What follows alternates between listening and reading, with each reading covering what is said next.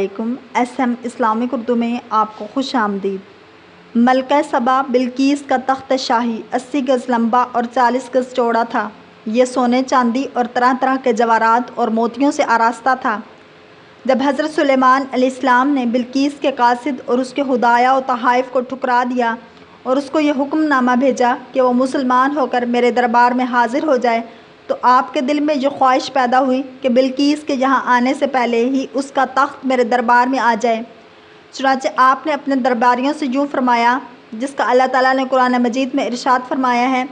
ترجمہ: سلیمان نے فرمایا، اے درباریوں، تم میں کون ہے کہ وہ اس کا تخت میرے پاس لے آئے، قبل اس کے کہ وہ میرے حضور مطیع ہو کر حاضر ہو۔ ایک بڑا خبیث جن بولا، میں وہ تخت حضور میں حاضر کر دوں گا قبل اس کے کہ حضور اجلاس برخاست کریں، اور بے شک اس پر قوت والا امانت دار ہوں۔ جن کا بیان سن کر حضرت سلیمان علیہ السلام نے فرمایا کہ میں یہ چاہتا ہوں کہ اس سے بھی جلد وہ تخت میرے دربار میں آ جائے۔ یہ سن کر آپ کے وزیر حضرت آصف بن برقیہ رضی اللہ تعالیٰ عنہ، جو اسم اعظم جانتے تھے، وہ ایک باکرامت ولی تھے، انہوں نے حضرت سلیمان علیہ السلام سے عرض کیا، جیسا کہ قرآن مجید میں اللہ تعالیٰ کا ارشاد ہے۔ اس نے عرض کی کہ جس کے پاس کتاب کا علم تھا کہ میں اسے حضور میں حاضر کر دوں گا ایک پل مارنے سے پہلے۔ چنانچہ حضرت آصف بن برقیہ روحانی قوت سے بلقیس کے تخت کو ملک سبا سے بیت المقدس تک حضرت سلیمان علیہ السلام کے محل میں کھینچ لیا، اور وہ تخت زمین کے نیچے نیچے چل کر لمحہ بھر میں ایک دم حضرت سلیمان علیہ السلام کی کرسی کے قریب نمودار ہو گیا۔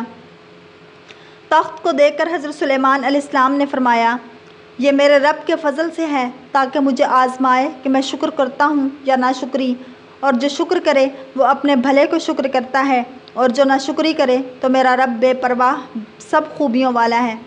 اس قرآنی واقعے سے ثابت ہوتا ہے کہ اللہ تعالیٰ اپنے اولیاء کو بڑی بڑی روحانی طاقت و قوت عطا فرماتا ہے۔ دیکھ لیجئے، حضرت آصف بن برقیہ رضی اللہ تعالیٰ عنہ نے پلک جھپکنے بھر کی مدت میں تخت بلقیس کو ملک سبا سے دربار سلیمان میں حاضر کر دیا، اور خود اپنی جگہ سے بھی نہیں ہلے۔ اسی طرح بہت سے اولیاء کرام نے سینکڑوں میل کی دوری سے آدمیوں اور جانوروں کو لمحہ بھر میں بلا لیا۔ یہ سب اولیاء کی اس روحانی طاقت کا کرشمہ ہے جو خداوند قدوس اپنے ولیوں کو عطا فرماتا ہے۔ اس لیے کبھی ہرگز اولیاء کرام کو اپنے جیسا نہ خیال کرنا اور ان کے اعضاء کی طاقتوں کو عام انسانوں کی طاقتوں پر قیاس کرنا۔ کہاں عوام اور کہاں اولیاء اللہ! اولیاء کرام کو اپنے جیسا سمجھ لینا یہ گمراہی کا سرچشمہ ہے۔ اگر آپ کو یہ ویڈیو پسند آئی ہے تو لائک، شیئر اور سبسکرائب کرنا مت بھولیے تاکہ ایسی اسلامک ویڈیوز آپ تک پہنچتی رہیں۔